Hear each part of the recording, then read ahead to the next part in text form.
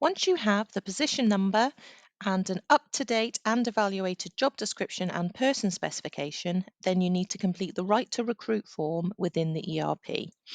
You can find this form by using the search function in the top right, typing ahead, or you can go to the main menu, click on Forms, and then under Organisation and Position is the Right to Recruit form.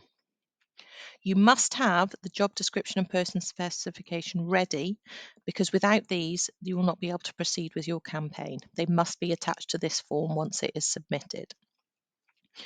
Okay, so now you must complete the form. The red asterisk next to the fields means that these are mandatory fields and you will not be able to save or submit the form until these are completed. But there are also fields within this form that need to be completed that aren't mandatory. So please complete as much detail and in as many fields as possible. Otherwise, the form may be rejected and it may make a delay within your advertising campaign. So the form description, it needs to be post name, team or school, the month and the year, and then you can tab through. So vacancy details, so select the position that this relates to. Some of these details will be pre-populated. If the boxes are greyed out, then you cannot make any amendments to them. You need to select the vacancy type, so you can type ahead or press the space bar to get the options, and then tab through. Is a DBS required? So again, space bar, or you can start typing ahead. Tab through. Contract type, space bar to bring up the options. If it is a fixed term contract or a temporary contract, please put the end date in here. Tab through. The weeks per year are pre-populated, but they can be amended if the job is not for that many weeks per year, for example, for schools. Tab through. Hours per week.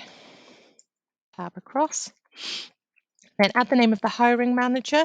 This may be you, but it may be somebody else. So please add that in here. Tab across. When do you want the advert to appear from? Tab through.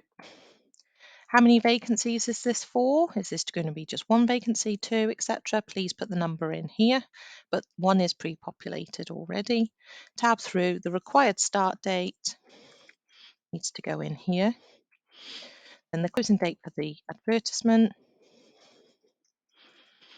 Date in there. You can also click on the calendar and select the date from there. Tab through. Interview date.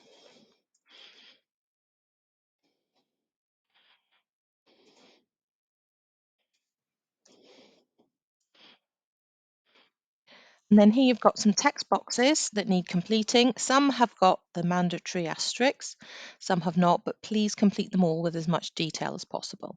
So details of proposed media. Please note a valid PO number will be required ahead of any media adverts being placed, so make sure that that is detailed here. Please add any details about the working pattern, including the work schedule. Job summary, please provide a short statement summarising the job and or team, which is visible to candidates prior to viewing the full advert text. And then the pre-employment health checks. So, are they a night worker? Tab across. Food handler, vocational driver, driving. And then the vacancy status is an open request.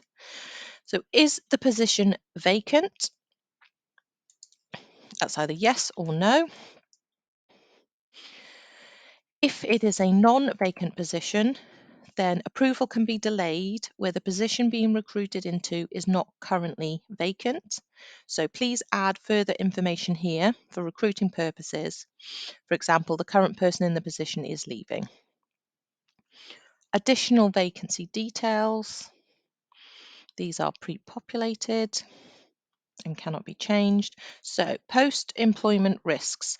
So please make sure that you tick these where appropriate so that managers can contact occupational health to arrange appointments with them if needed. Okay, so will they be working in a confined space? No. Working at heights? No. Operating plant and machinery, no. Exposure to noise, working with vibrating tools, skin irritants, respiratory irritants, heavy repetitive handling, DSE user, hands-on caring. Okay, these are not mandatory fields, but please complete them. Right, recruitment business area. So here you select, is it corporate, is it schools, is it star housing? And press tab, it will then bring up a further section here.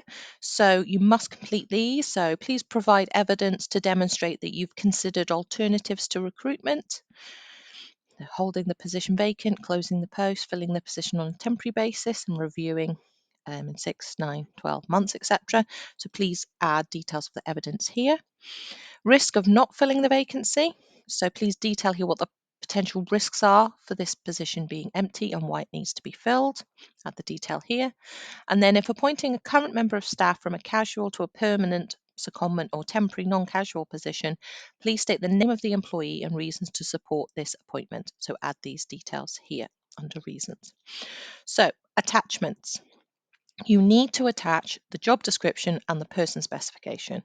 So in order to do that, you first need to click Save as Draft. This will then formulate a form ID, which then allows the documents to be attached to something. So here you have your form ID. Okay, so now you can go to the paperclip in the top right, and here you can see the sections down here. So person specification, here you would click to add the document, attach it here, and then also the job description and any other details that are needed to be added to this form. So once you have attached those, you can then go back down here and say relevant documents attached, and then you can click to submit the form.